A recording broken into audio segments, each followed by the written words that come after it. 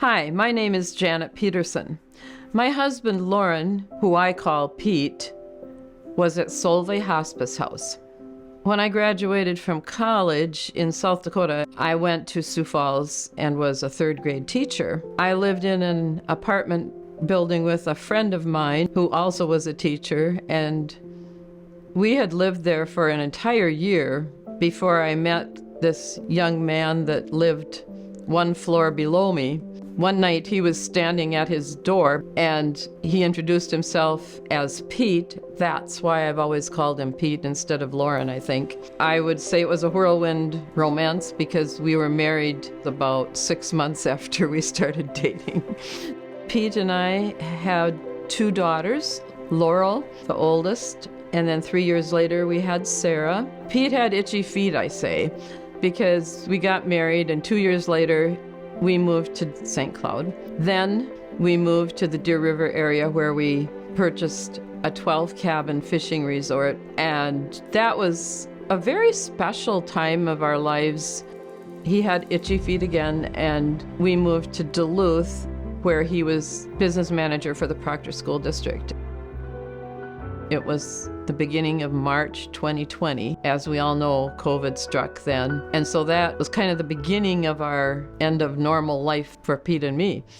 I started noticing some things about him that weren't quite normal, but not enough for me to tell anybody about it or to even talk to him about it.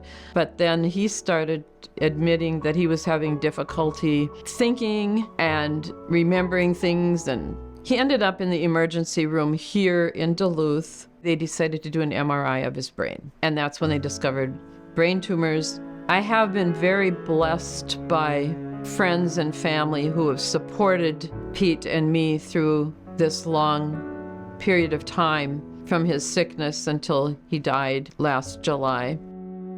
The nurses and the CNAs and the cooks, maintenance people, the volunteers, they cared for Pete so beautifully. They loved him. It certainly must be a calling because they just put their hearts into what they're doing, and they're just loving to the people that they care for. I was treated like I was part of their family, and I felt like I belonged here. When we talked about what we would like to do with memorials given in Pete's memory, we thought of the places that were very important to us. We wanted to include Solvay.